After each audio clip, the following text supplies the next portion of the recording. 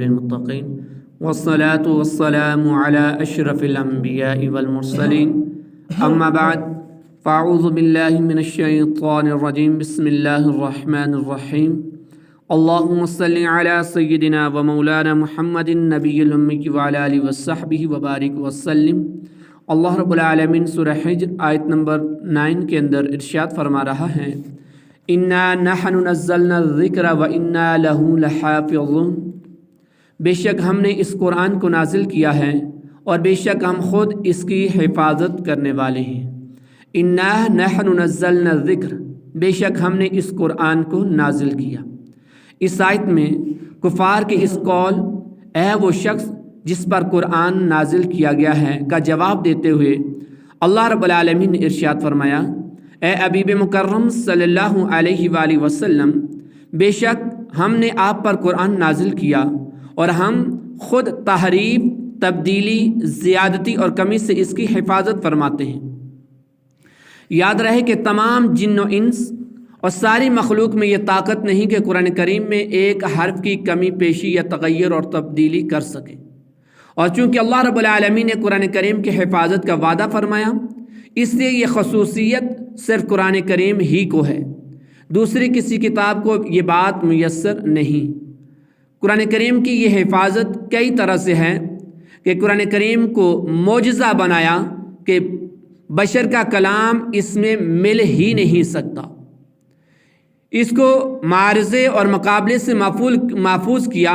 کہ کوئی اس کی مثل کلام بنانے پر قادر نہ ہو، اور ساری مخلوق کو اسے معدوم کرنے سے عاجز کر دیا کہ کفار شدید عداوت کے باوجود اس مقدس کتاب کو معدوم کرنے سے عاجز ہیں۔ تاریخ شاہد ہے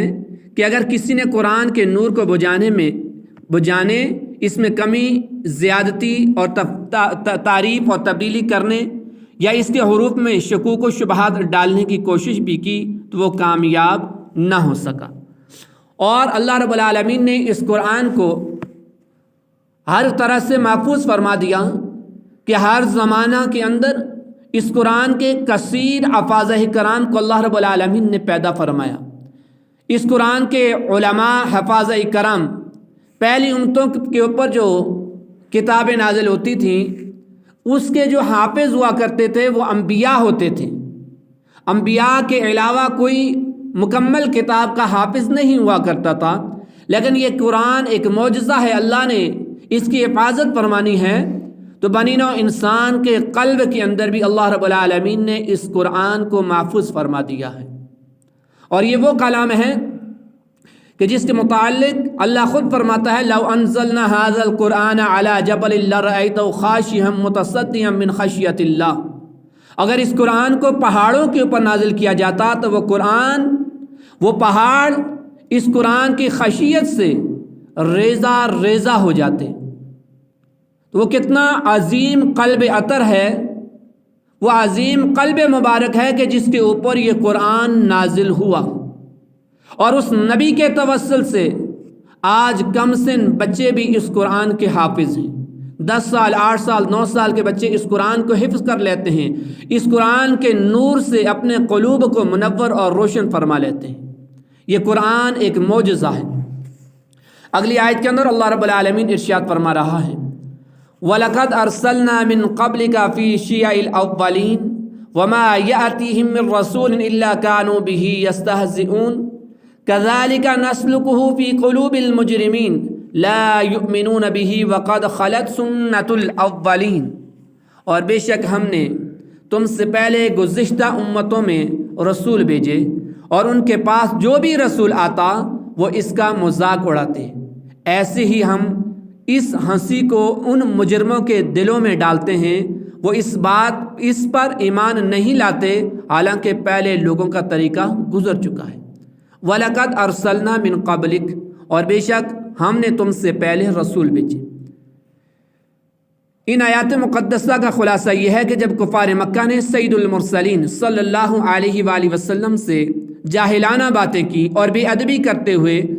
آپ صلی اللہ علیہ وسلم کو مجنون کہا تو اللہ تعالیٰ نے اپنے حبیب مکرم صلی اللہ علیہ وسلم کو تسلی دیتے ہوئے ارشاد فرمایا کہ آپ سے پہلے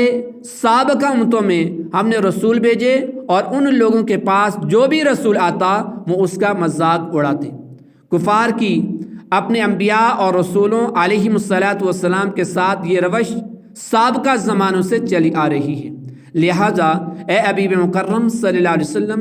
آپ بھی دیگر انبیاء و مرسلین علیہم الصلاۃ والسلام کی طرح اپنی قوم کی اذیتوں پر صبر فرمائیں۔ کذالک، ایسے ہی۔ اس آیت کا معنی یہ ہے کہ جس طرح ہم نے سابقہ امتوں کے دلوں میں کفر، تکذیب اور استہزاء داخل کر دیا تھا، ایسے ہی مکہ کے مشرکین کے دلوں میں بھی داخل کر دیا۔ لا یؤمنون بہ، وہ اس پر ایمان نہیں لاتے۔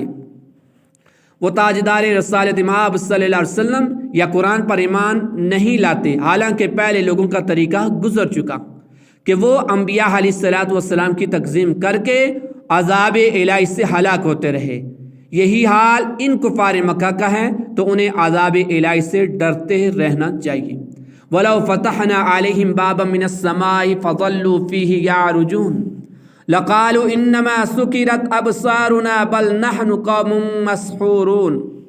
اور اگر ہم ان کے لیے آسمان میں کوئی دروازہ کھول دیتے تاکہ دن کے وقت اس میں چڑھ جاتے، جب بھی وہ یہی کہتے کہ ہماری نگاہوں کو بند کر دیا گیا ہے، بلکہ ہم ایسی قوم ہیں جن پر جادو کیا ہوا ہے۔ وَلَوْ فَتَحْنَا عَلَيْهِمْ بَابًا مِنَ السَّمَاءِ، اور اگر ہم ان کے لیے آسمان میں کوئی دروازہ کھول دیتے۔ ان آیات مقدسہ کا خلاصہ یہ ہے کہ کفار مکہ کا عناد اس درجے پر پہنچ گیا ہے کہ اگر ان کے لیے آسمان میں دروازے کھول دیے جاتے اور انہیں اس میں چڑھنا میسر ہوا ہوتا اور دن میں اس سے گزرتے اور آنکھوں سے دیکھتے، جب بھی نہ مانتے اور یہ کہہ دیتے کہ ہماری نظر بندی کی گئی ہے اور ہم پر جادو ہو چکا ہے،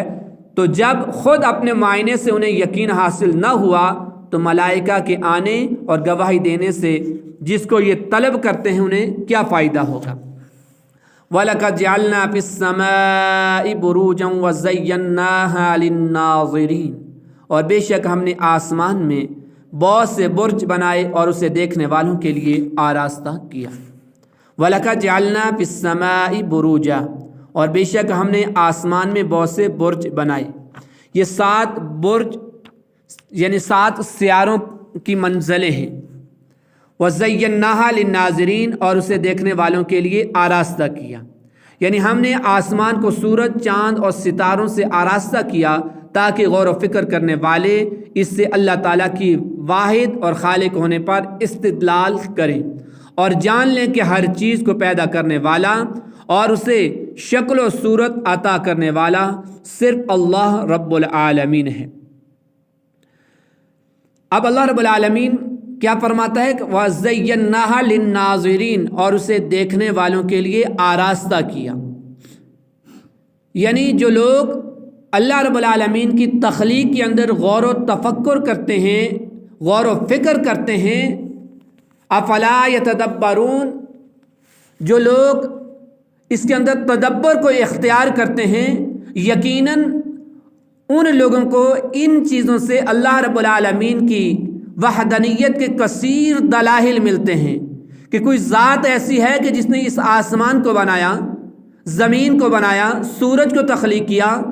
چاند کو تخلیق کیا، ستاروں کو تخلیق کیا، کہ جو اپنے مدار کے اندر چکر لگاتے ہیں اور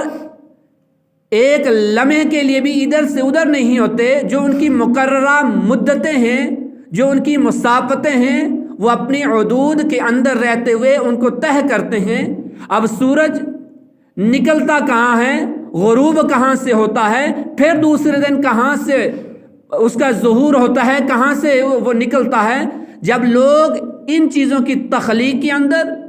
ان کے غروب ہونے، ظاہر ہونے کے اندر غور و فکر کریں گے تو ان کو یقیناً اللہ رب العالمین کی ذات کے دلائل میسر آئیں گے کہ کوئی ایک ذات ہے اور وہ یکتا ہے، اکیلی ہے، واحد ہے، کہ جس نے اس تمام نظام کائنات کو تخلیق فرمایا ہوا ہے، اور اسی کے حکم سے، اسی کی تخلیق سے یہ نظام کائنات چل رہا ہے۔ اگر اس نظام کو چلانے کے لیے معاذ اللہ 2 خدا ہوتے، 2 الہ ہوتے، تو یہ نظام کبھی بھی کامل طور پر نہ چل پاتا، اس کے اندر بگاڑ آتا، اس کے اندر چینجنگ اور تبدیلیاں آتی۔ تو اس بات سے جو لوگ اللہ کی تخلیقات کے اندر غور اور تفکر کرتے ہیں تو اللہ کی وحدانیت کے دلائل حاصل کرتے ہیں، اللہ کی وحدانیت پر دلائل اخذ کرتے ہیں، استدلال کرتے ہیں۔ اور اسی لیے اللہ کے نبی علیہ الصلوۃ والسلام نے ارشاد بھی فرمایا کہ اگر ایک شخص ساری رات نوافل ادا کرے اور ایک شخص ایک آیت پڑھے اور اس کے اوپر غور و تفکر کرے تو اس کا ایک آیت پڑھنا اس ساری رات عبادت کرنے والے سے افضل ہے۔ تو لہٰذا اس قرآن کو پڑھا جائے، سمجھا جائے، اللہ کی تخلیق کے اندر غور و تفکر کیا جائے، یہ ایک عظیم عبادت ہے۔ یعنی عابد کی ایک پوری رات کی عبادت اور مفکر محدث کی ایک لمحے کی عبادت یہ برابر نہیں ہو سکتی، کہ یہ فوق ہے، یہ فضیلت والی ہے، یہ شرف والی ہے۔ کس وجہ سے؟ کہ جب ایک مفسر محدث قرآن پڑھتا ہے، کچھ آیات مقدسہ پڑھتا ہے، تو پھر اس کے اندر غور و تفکر کرتا ہے، اس کے اندر گم ہو جاتا ہے، اس کی گہرائی کے اندر چلا جاتا ہے۔ تو یہ گہرائی کے اندر جانا، یہ غور و تفکر کرنا، یہ عابد پر اس کو فوق کرتا ہے، فضیلت بخشتا ہے۔ اللہ ہمیں اس قرآن کو سمجھنے، اس کے تقاضوں کو پورا کرنے کی توفیق رفیق مرحمت عطا فرمائے۔ وما علیہ الا البلاغ۔